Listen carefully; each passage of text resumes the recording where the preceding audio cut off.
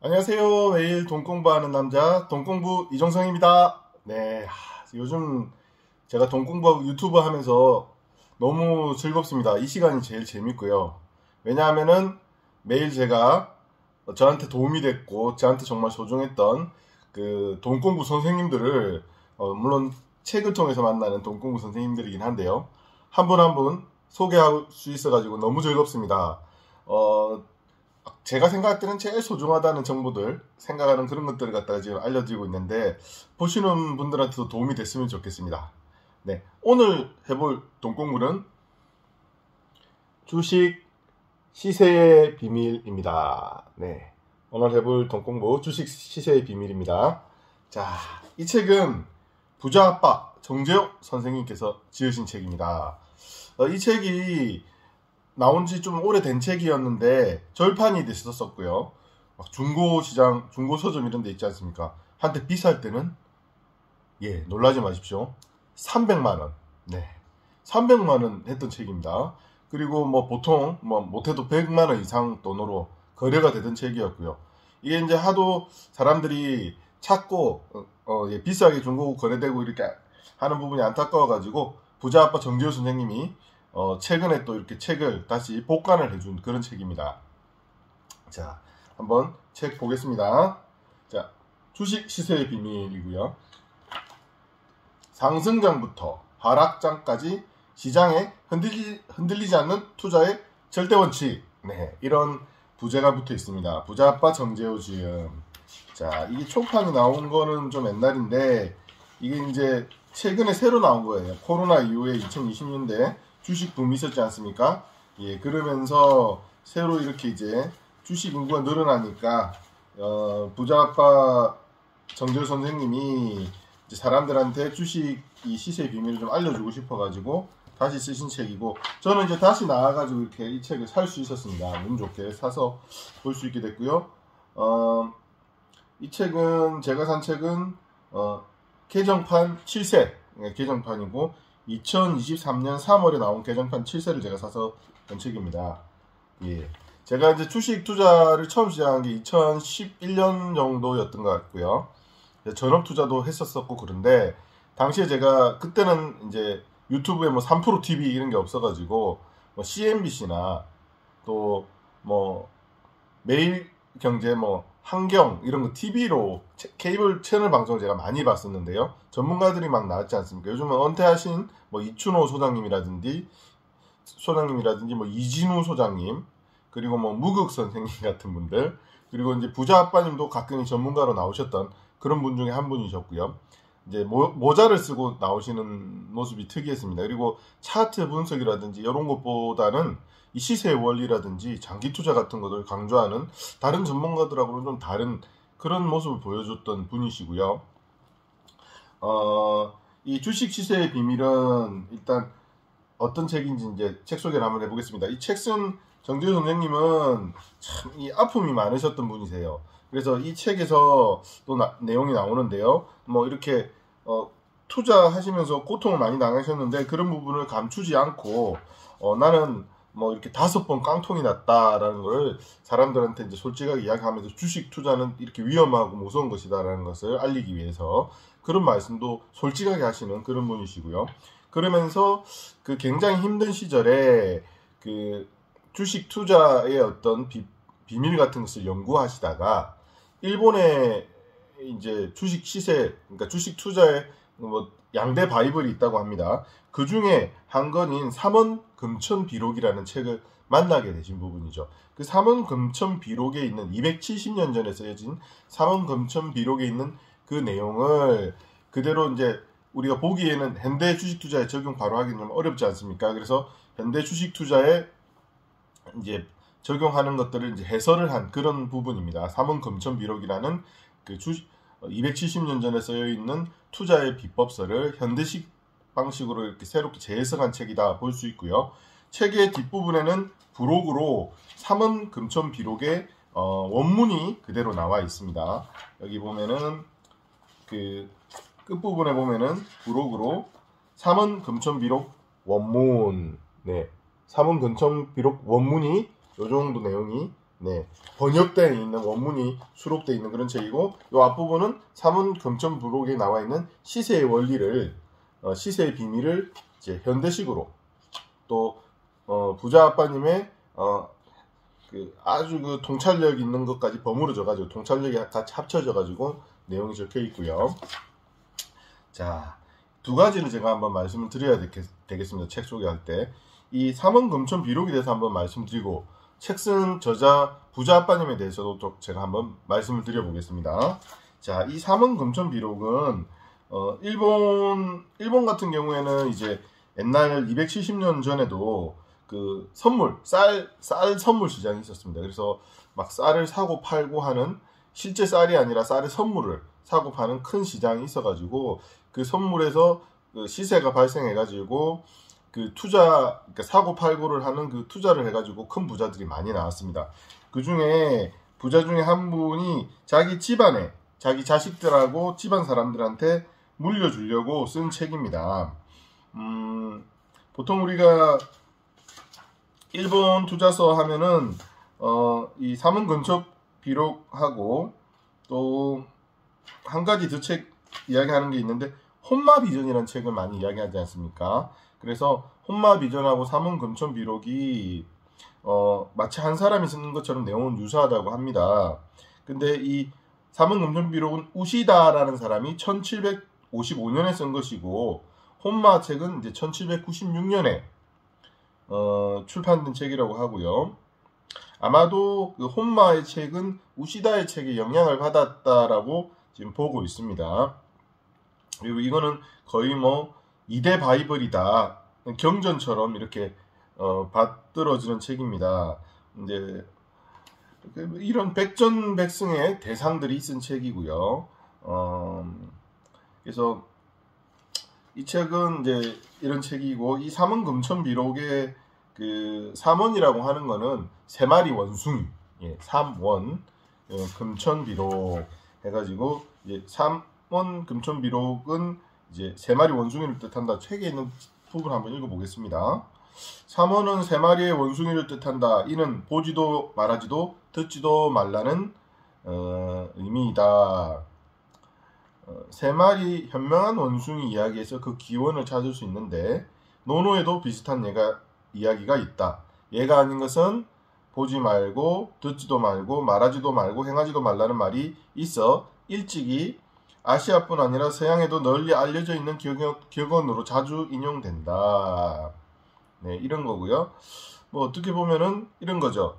우리가 주식 투자를 할 때 3원 보지 말라 하는 거는, 요즘식으로 한다 그러면 차트 보지 마세요, 뭐 이런 말이고, 듣지 말라 그러면은 뉴스라든지 소문 듣고 매매하지 마세요.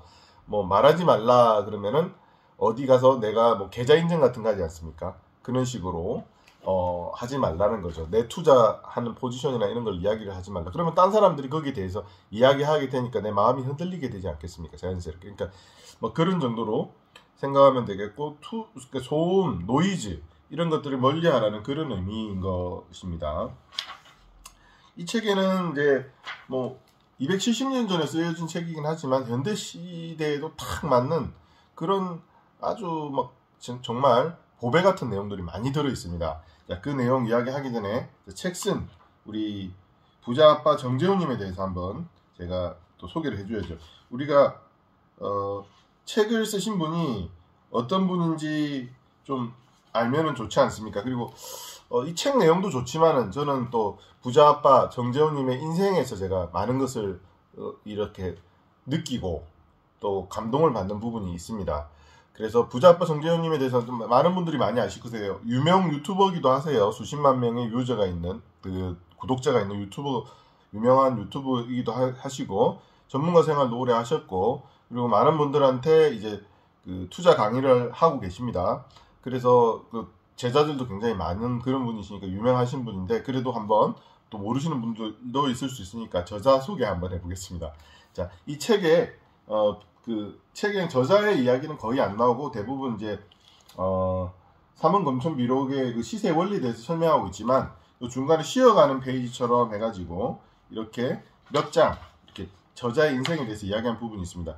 부자 아빠의 편지라고 해가지고 중간중간 조금씩 있는데 요 내용 중에 한 챕터 한번 읽어보겠습니다. 주식으로 부자 되기를 꿈꾸는 당신에게 내가 주식 투자를 시작한 때는 1980년 초였다. 굉장히 옛날부터 하신 거죠. 40년 이상 하신 거죠.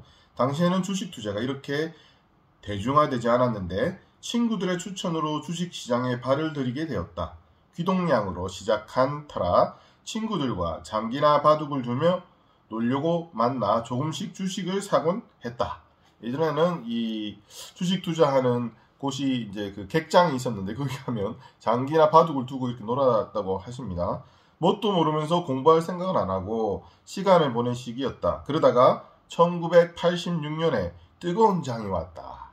네, 시장에 발을 걸쳐 두었던 나는 투자가 무엇인지도 모르면서 일단 뛰어들었다. 결과는 어땠을까? 수익을 낼 수 있는 좋은 장이었지만 공부를 하지 않았던 탓에 돈을 잃고 말았다. 무척 가난한 어린 시절을 보냈던 나는 부자가 되고 싶다는 마음, 자식들이 돈 걱정 없이 살게 해주고 싶다는 욕구가 강했다. 그래서 본전을 잃었어도 시장을 떠나지 않았다. 그리고 왜인지 다시 하면 될 것 같다는 생각이 들어 40대에는 본격적으로 트레이딩 매매도 시작했다. 열심히 했다. 하지만 결과는 같았다. 또 깡통이 났다. 설상가상으로 IMF 외환 위기까지 맞았다.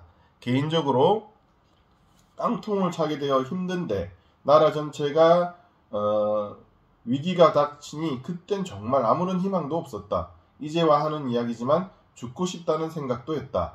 내게도 꿈이 없고 사회에도 꿈이 없으니 절망밖에 존재하지 않았기 때문이다. 지금 와서 생각해보면 파산했다는 것은 사실 무엇을 강하게 배웠다는 뜻이지만 그 당시는 실패했다는 생각에 사로잡혀 나 자신은 많이도 미워했다. 집이 어려워져 아내도 생활전선에 뛰어들었고 두 딸도 아르바이트를 해야 했다. 나도 보험 영업에 뛰어들었다. 지금 생각해도 울컥할 만큼 마음고생이 심한 나날이었다. 괴로운 생각을 잊기 위해 시간이 나면 낚시를 나갔다. 한탄강은 물고기는 잘 잡히지만 물살이 세서 사람들이 많이 찾지 않는 곳이다. 그런데 나는 물고기만 잘 잡히면 상관없다는 생각으로 한탄강에 갔다. 가슴께까지 물이 차오르는 곳에 걸어들어가 물고기를 잡았고 도시락이 없으니 강에서 잡은 민물고기를 그 자리에서 배로 떠 우적우적 씹어먹었다. 민물고기를 날로 먹으면 디스토마에 걸린다고 사람들이 말렸지만 어차피 죽을 놈인데 뭐가 대수냐 하는 마음이었다. 그만큼 절망적이고 암담했다. 주식 투자서에 나의 경험담을 늘어놓는 것은 주식 투자가 쉽고 편할 거라고 생각하는 사람들에게 주식시장이 얼마나 위험하고 자비 없는 곳인지를 알려주기 위해서다. 네, 이 위험을 경고하기 위해서 부끄러운 자신의 경험까지도 이야기하신다고 합니다. 제대로 공부하지 않고 투자를 시작한다면 가져온 돈을 모두 수업료로 쓰게 될 것이다. 시장은 이유 없이 돈을 빼앗아가는 곳이다. 나 역시 처음에는 몰랐기 때문에 겁없이 들어갈 수 있었다. 고백하자면 투자 인생 초반 20년 동안 나는 5번이나 파산했다. 20년간 5번이나 파산을 하셨습니다. 그 과정에서 몇십억도 날리고 몇십억이나 날리셨어요. 잠실의 아파트도 날려보았다. 파산을 몇 번 경험하고 고수가 되고 나서도 또다시 파산을 맞기도 했다. 이 부자 아빠님이 원래 어떤 기업의 임원이었다고 합니다. 젊은 나이였지만 그래서 많은 돈을 벌었다고 하는데요. 그 돈들을 다 이렇게 날려버렸습니다. 자, 돌이켜보면 첫 번째 깡통은 뭐가 어떻게 되는지도 모르고 났었다. 두 번째 깡통은 이러면 안 된다는 걸 알면서도 나는 괜찮을 거야 하는 객기를 부리다 났다. 첫 번째보다 두 번째 돈을 더 많이 잃었고 네 번째와 다섯 번째는 그에 비해 액수가 적었다. 네다섯 번째 되자 잃을 돈이 많이 없기도 했다. 하지만 금액과 상관없이 깡통이 날 때마다 고통은 컸다. 게다가 누구를 원망할 수도 없었던 것이 깡통으로 이끈 결정은 모두 내가 내린 것이었다. 나는 하지 말아야 할 선택들을 했다. 자, 여기서부터 돈 공부가 나오는데요. 돈 공부. 5번이나 파산한 결정적인 이유는 빠른 수익을 원한 것이었다. 돈 공부. 빠른 수익을 원하면 이렇게 파산하게 된다고 하십니다. 빠른 수익을 원하지 말아야 되겠고 천천히 부자 될 생각을 해야 되겠습니다. 주변 사람들에게 우량주를 추천해 놓고 나는 급등주를 사고 네, 레버리지를 사용했다. 네, 빠른 수익을 원하면 급등주를 사게 되고 레버리지를 쓰기 때문에 이렇게 파산을 하는 거라고 합니다. 모두 각기 다른 이유가 있었지만 공통적으로 레버리지를 사용했다는 점이다. 욕심에 악수를 둔 것이다. 네, 돈공부. 자, 이 책을 집어든 사람이라면 주식으로 부자 되기를 꿈꾸는 사람일 것이다. 나 역시 그런 꿈을 응원한다. 그런데 부자 되기를 꿈꾼다면 역설적으로 가장 조심해야 할 것이 많이 벌고자 하는 욕심이다. 네, 돈공부. 빠른 수익을 원하지 말고 그것은 욕심이라는 거죠. 자, 시장을 거시적인 관점에서 조망하면 큰 사이클은 10년에 한두 번 온다. 그런 흐름을 알고 저점에 들어가 7분 응선, 8분 응선에만 나와도 성공이다. 돈공부. 자, 큰 사이클로 보면 10년에 한두 번, 예, 그 저점에 살 수 있는 폭락장이 온다는 거죠. 10년에 한두 번 옵니다, 폭락장이. 거기 저점에 들어가서 7부, 8부 능선에 나와도 큰 돈을 벌 수 있다고 합니다. 돈공부. 그런데 엄청난 부자가 되려고 최고점을 욕심내면 자신의 욕심을 견디지 못하고 파산하고 만다. 네, 레버리지를 쓴다든지 해서 그렇게 되는 것 같습니다. 자, 내가 그랬던 것처럼 말이다. 그러니 주식으로 부자 되기를 꿈꾼다면 처음부터 혹은 이제부터라도 한탕벌이가 아닌 우량주, 가치주 투자를 지향하라. 이것을 원칙으로 삼지 않으면 부자 되기 전에 깡통부터 차게 될 것이다. 길게 보고 수익을 내려는 자세를 갖길 바란다. 매일 아침 나는 할 수 있다. 나는 날마다 모든 면에서 점점 더 좋아진다를 외치며 현관문을 나섰다.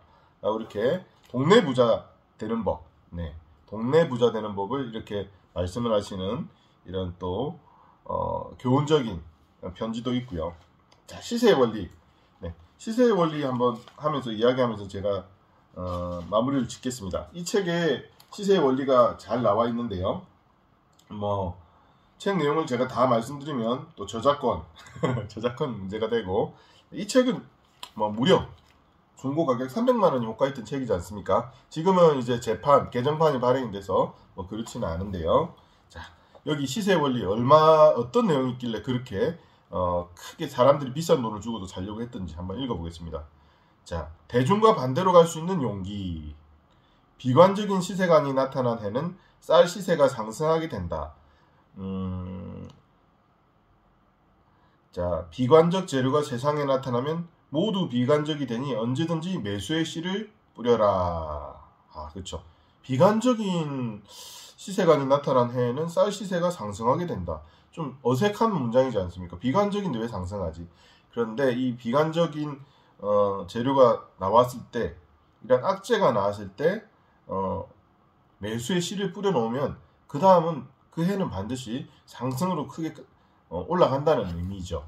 2022년도만 해도 최근에 굉장히 비관적인 그런 해였지 않습니까? 그때 주식을 사모았던 사람들은 23년 지금은 굉장히 상승장이 와가지고 미국장 이야기입니다. 큰 돈을 벌고 있습니다. 비트코인만 해도 작년에 2만 달러 밑으로 떨어지면서 비관적이었었는데 그때 씨를 뿌렸던 사람들은 지금 큰 성과가 나고 있지 않습니까? 네, 요런 말씀이 하나 있고요. 이게 좀 쌀로 많이 비유가 되어 있습니다. 쌀로 비유가 되어 있는데 그때는 쌀에 의해서 이제 사람들이 그 쌀 선물 시장을 통해서 이제 매매를 하다 보니까 이렇게 쌀로 비유가 많이 되어 있습니다. 바닥에서는 눈을 감고 사라. 예, 바닥에서는 눈을 감고 사라. 쌀 시세가 무너져 일제히 투매하면 다만 눈을 감고 매수의 씨를 뿌려라. 들도 산도 모두 하나같이 비관적이면 바보가 되어 쌀을 사야 한다. 네, 아까와 같은 내용이죠. 들도 산도 모두 하나같이 비관적이면 바보가 되어 쌀을 사야 한다. 눈을 감고 매수의 씨를 뿌려라. 네, 눈을 감아야 됩니다. 아까 삼원금천비로 보지 말라고 했죠. 자, 오늘 한번 주식 시세의 비밀, 부자아빠 정재훈님의 주식 시세의 비밀을 오늘 돈공부 해봤습니다. 오늘의 돈공부 여기까지 하겠습니다. 고맙습니다.